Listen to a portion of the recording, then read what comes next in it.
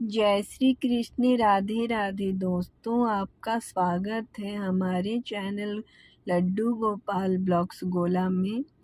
दोस्तों, आप लोग कैसे हैं? आपके लड्डू गोपाल कैसे हैं? हमारे लड्डू गोपाल बहुत अच्छे हैं। मेरी राधा रानी जब से आई हैं, हमारे गोला भैया बहुत ही खुश रहते हैं।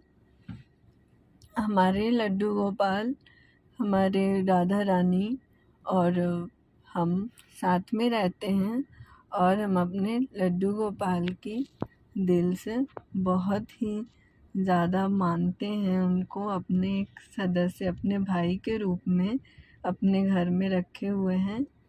तो जैसा कि आप लोग जानते हैं, आप लोगों के भी घर में आपके लड्डू गोपाल होंगे, किसी न किसी रिश्ते से आप उनको रखते होंगे, आप उनकी सेवा करते होंगे।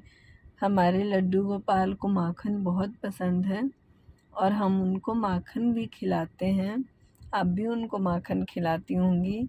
तो माखन लीला की कहानी बहुत ही पुरानी है, बहुत ही रोचक है। तो हमारे जो लड्डू गोपाल जो हैं, वो कृष्ण भगवान के बाल स्वरूप हैं।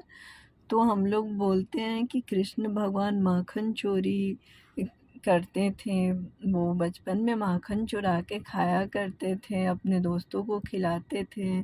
उनको माखन चोर बोला जाता है। हम लोग दही हांडी करते हैं जन्माष्टमी के दिन, और बहुत ही ऊंचाई पे माखन का मटकी रखते हैं और मटकी तोड़ते हैं। तो हम लोग ऐसे ये अपने कृष्ण भगवान के बाल स्वरूप को याद करके और हम लोग इस तरह से करते हैं मटकी दही हांडी।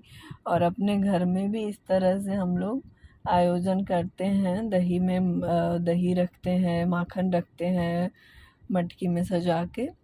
तो इस तरह की लीलाएं जो हमारे कृष्ण भगवान की है, बहुत ही प्यारी सी माखन लीला है।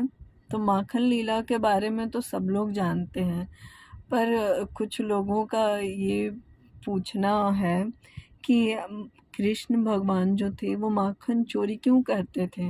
यशोदा मैया तो उनको घर में भी माखन खिलाती थी, माखन की कोई कमी नहीं थी, उनके घर में भी माखन थे। तो फिर वो बाहर ब्रिजवासियों के वहाँ जाके क्यों माखन चोरी करते थे। तो ये सवाल बहुत लोगों के मन में आते हैं। तो इस सवाल का मैं अपने शब्दों में जवाब देना चाहती हूँ कि हमारे जो भगवान कृष्ण थे, वो माखन यूं ही नहीं चोरी करते थे। ब्रिजवासियों में जितनी भी गोपियाँ थी और जितनी ग्वाले थे, वो उनको बहुत ही प्यार करते थे। तो जो गोपियाँ थी वो चाहती भी थी कि कृष्ण उनके घर आए और अपनी नटखट लीलाएं दिखा के और माखन चोरी करें। और बहुत सारी यशोदा की भी सहेलियां थी जो वो चाहती थी कि उनके लल्ला हमारे घर में आए और अपनी प्यारी सी बातों और लीलाओं से उनका मन मोहित करे। और गोपियां उनसे बंसी का धुन सुने और उनके साथ नृत्य करें। तो इस चक्कर में बहुत सारी जो गोपियाँ और वहाँ के जो ब्रिजवासियों थे, वो बहुत ही प्यार करते थे। तो कान्हा जी उनके वहाँ जाते थे और माखन चुराते थे। माखन चुराने का एक और बहुत बड़ा कारण था कि ब्रिजवासी जो थे वो बहुत ही कमज़ोर थे, और जो वहाँ की गोपियाँ थी वो माखन लेके मथुरा में बेचने जाती थी। तो मथुरा के जितने भी राक्षस थे वो सब खा के बहुत ही तंदुरुस्त और ताकतवर हो गए थे, और ब्रिजवासी बहुत ही कमज़ोर थे। तो इस कारण जो हमारे लड्डू गोपाल, जो हमारे कृष्ण भगवान थे, वो माखन चुराते थे और माखन चुरा के ब्रिजवासियों को खिला दिया करते थे।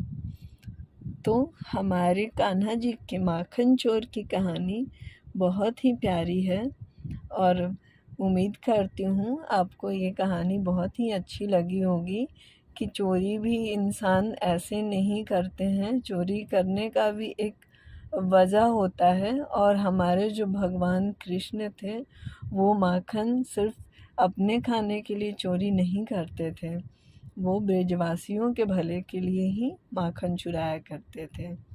आपको हमारा ये वीडियो कैसा लगा आप कमेंट में ज़रूर लिखिएगा। तब तक के लिए जय श्री कृष्ण, राधे राधे दोस्तों।